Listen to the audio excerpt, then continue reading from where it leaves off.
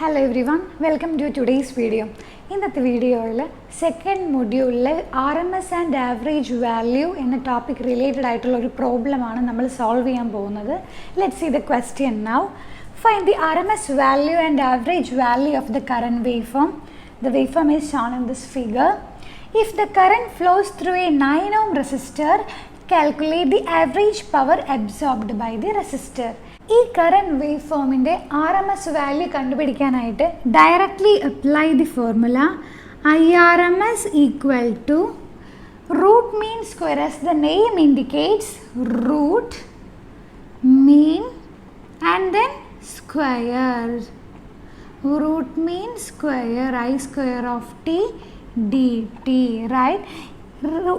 RMS value കണ്ടുപിടിക്കാനുള്ള formula directly എഴുതുക. ഈ വാല്യൂസ് സബ്സ്റ്റിറ്റ്യൂട്ട് ചെയ്യാം, നമുക്ക് ഈ ക്വസ്റ്റ്യൻ്റെ ആൻസർ കിട്ടും.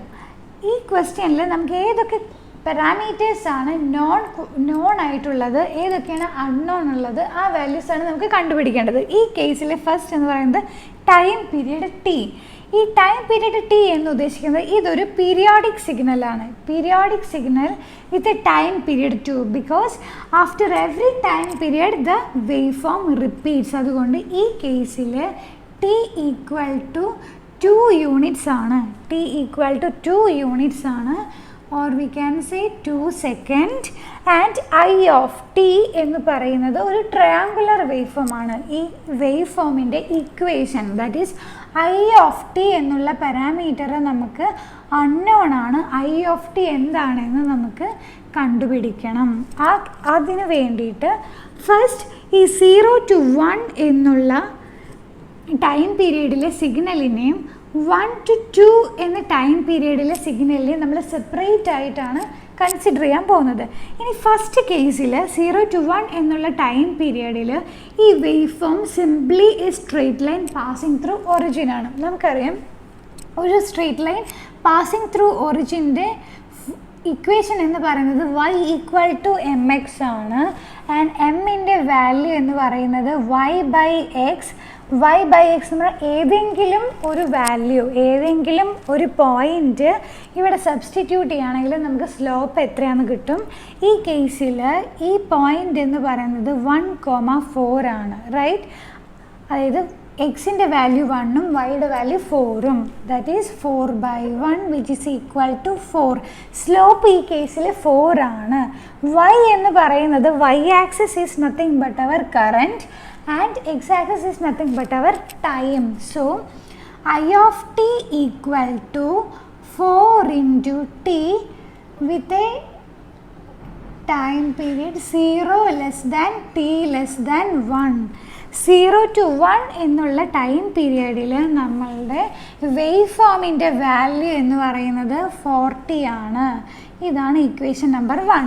ഇനി 1 to 2 എന്നുള്ള ടൈം പീരിയഡിൽ നമ്മളുടെ വേവ് ഫോമിൻ്റെ ഇക്വേഷൻ എന്താണെന്ന് നമുക്ക് കണ്ടുപിടിക്കണം. ഈ കേസിൽ നമുക്ക് ഈ ഫോർമുല യൂസ് ചെയ്യാൻ പറ്റില്ല, കാരണം ഇത് ഒറിജിനിൽ കൂടെ പാസ് ചെയ്യുന്ന ഏതെങ്കിലും ഒരു സ്ട്രെയിറ്റ് ലൈൻ ഒറിജിനിൽ കൂടെ പാസ് ചെയ്യുകയാണെങ്കിൽ മാത്രമാണ് നമുക്ക് ഈ ഇക്വേഷൻ യൂസ് ചെയ്യാൻ പറ്റുള്ളൂ. ഈ കേസിൽ നമ്മൾ സ്ട്രെയിറ്റ് ലൈൻ്റെ ജനറൽ ഇക്വേഷൻ വേണം കൺസിഡർ ചെയ്യാനായിട്ട്. That is y minus y1 divided by y2 minus y1 equal to x minus x1 divided by x2 minus x1. x1 y1 എന്ന് പറയുന്നത് ഈ പോയിൻറ്റും x2 y2 എന്ന് പറയുന്നത് ഈ പോയിൻറ്റുമാണ്. അതായത് 2,0. This is our x2, y2. And if we substitute these values directly over here, y minus y1 is nothing but 4, y2 equal to 0, 0 minus 4 equal to x minus x1, x1 is 1, x2 minus x1, what is x2? 2 minus x1 is 1, right? Y minus 4 equal to x minus 1 into minus 4 divided by 1. So which is equal to y minus 4 equal to minus 4x plus 4 or y equal to minus 4x minus plus 4 plus 4. And now I am going to replace y and x with I of t because y axis എന്ന് പറയുന്നത് നമ്മുടെ current wave form ആണ് I of t. I of t equal to minus 40 plus 8, right? That is, this is our equation number 2, which is applicable only for a time period 0, not 0, 1 less than t less than 2. ഈ രണ്ട് ഇക്വേഷനെ ഞാൻ combine ചെയ്ത് എഴുതുകയാണെങ്കിൽ I of t എന്ന് പറയുന്നത് അവർ I of t is nothing but I of t equal to 4t for a time period 0 less than t less than 1 and minus 4t plus 8 for a time period 1 less than t less than 2, right? This is our waveform. ഈ കേസിൽ I of t എന്നുള്ള ഈ കറൻറ്റിൻ്റെ ഈ wave ഫോമിൻ്റെ equation കണ്ടുപിടിക്കാൻ മാത്രമാണ് നമുക്കൊരു task ഉള്ളത്. ബാക്കിയെല്ലാം സിമ്പിൾ മാത്തമാറ്റിക്സ് ആണ്. ഈ വാല്യൂസ് ഡയറക്റ്റ്ലി അപ്ലൈ ചെയ്യാം. നോക്കാം നമുക്ക് എങ്ങനെയാണ് ഈ വാല്യൂസ് അപ്ലൈ ചെയ്തിട്ട് സോൾവ് ചെയ്യാം. നമുക്ക് നോക്കാം. IRMS equal to square root of 1 by t. T equal to how much? T equal to 2. 1 by 2 integral 0 to 2. Integral 0 to 2 I square of t dt. ഈ കേസിൽ ഞാൻ ഫസ്റ്റ് തന്നെ ഈ ഇൻ്റഗ്രേഷൻ മാത്രം പുറത്തേക്ക് എടുത്തിട്ട് അത് വാല്യൂസ് കാൽക്കുലേറ്റ് ചെയ്യാൻ പോവാണ്. I square of t dt. ഈ കേസിൽ നമ്മൾ ഇൻ്റഗ്രൽ രണ്ടായിട്ട് സ്പ്ലിറ്റ് ചെയ്യും. വൈ? ബിക്കോസ് 0 to 1 ടൈം പീരീഡിലെ ഇക്വേഷനും 1 to 2 എന്ന ടൈം പീരീഡിലെ ഇക്വേഷനും ഡിഫറെൻ്റ് ആണ്. So I'm going to split this integration 0 to 1 40 I square of t 40 square dt plus 1 to 2 minus 40 plus 8 the whole square into dt, which is equal to 0 to 1 16 t square dt plus 1 to 2 16 t square a plus b whole square or a minus b whole square. ഏത് formula use ചെയ്താലും നമുക്ക് same answer തന്നെയാണ് കിട്ടുക. Minus 2 into 40 into 8 plus 8 square that is 64 into dt, which is equal to 0 to 1. Now I am going to replace this integration. 16 is constant, t cube by 3 with a limit 0 to 1. 16 t square 16 into t cube by 3 minus 8 into 4 32 64 into t square by 2 plus 64t with a limit 1 to 2. Apply the limits. 16 by 3 plus 16 by 3 into 8 minus 1 minus 32 into 4 minus 1 plus 64 into 2 minus 1, which is equal to 16 by 3 plus 16 by 3 into 7 minus 32 into 3 plus 64, okay, which is equal to 16 by 3 into 8 96 plus 64, which is equal to 16 by 3 into 8 minus 32. The value equal to 16 by 3 into 8 is 42.67 minus 32, which is equal to 10.67. 10.67. ഈ 10.67 എന്ന് പറയുന്നത് ഈ ഇൻ്റഗ്രേഷൻ്റെ value മാത്രമാണ് 10.67. Now we have to calculate the whole result, the final result of IRMS. IRMS equal to square root of 1 by 2 into the value of this integration is 10.67, which is equal to square root of 1 by 2, sorry, not 1 by 2, 5.335, and the final result equal to IRMS equal to, use your calculator, 2.309 amperes ആണ് നമുക്ക് കിട്ടുന്ന value.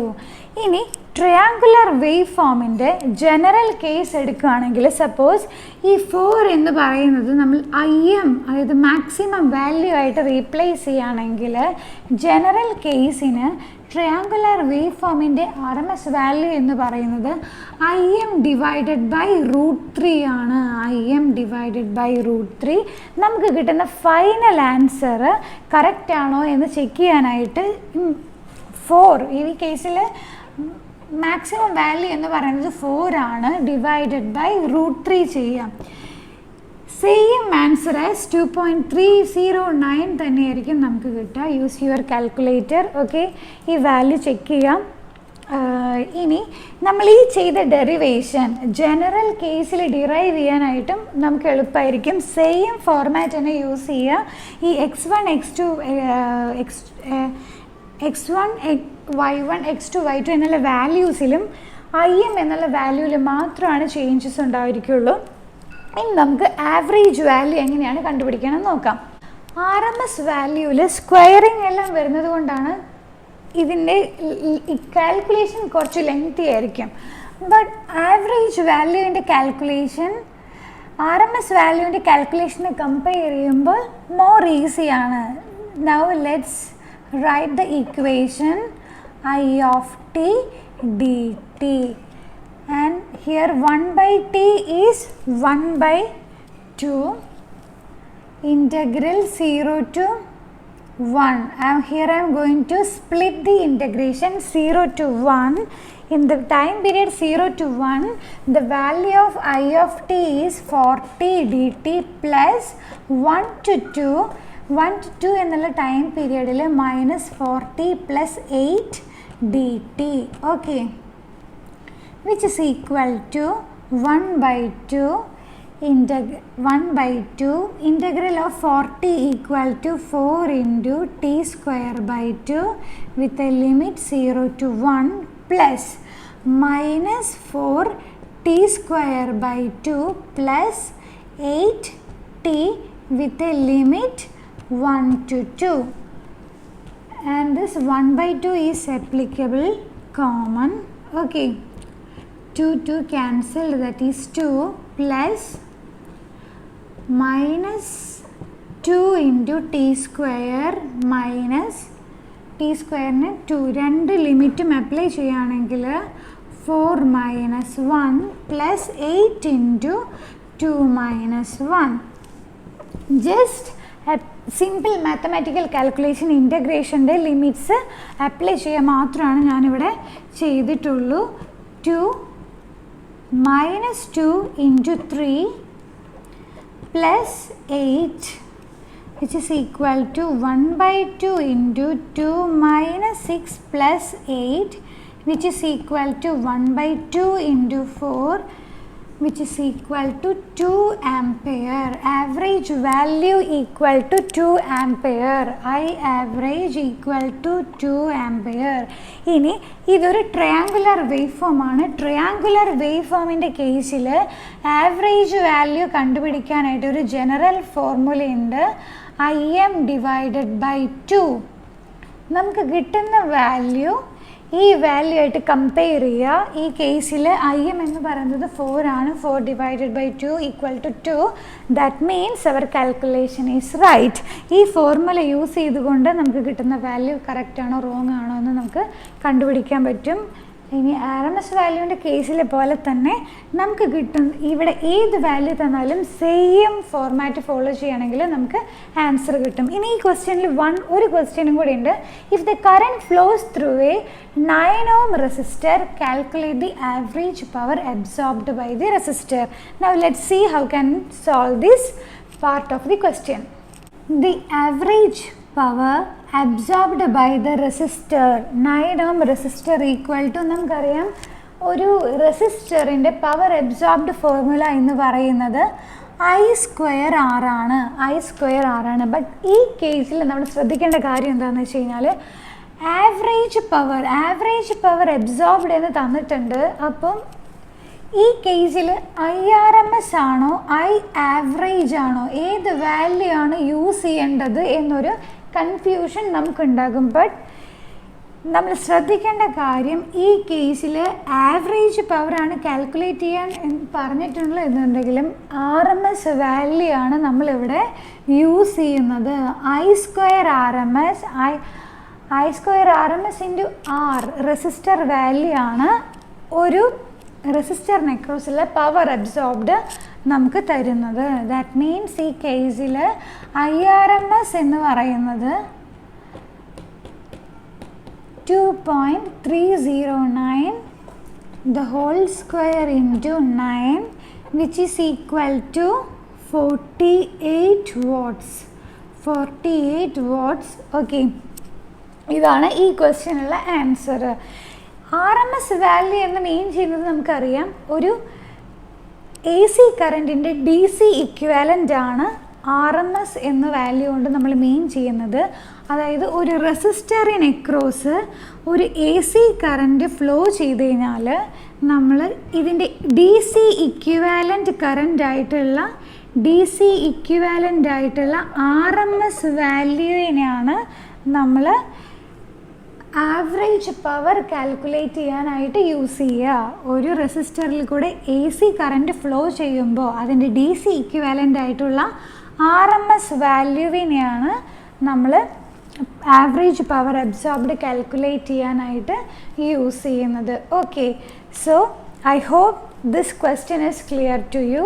Let's see within another video in the next lecture. Thank you.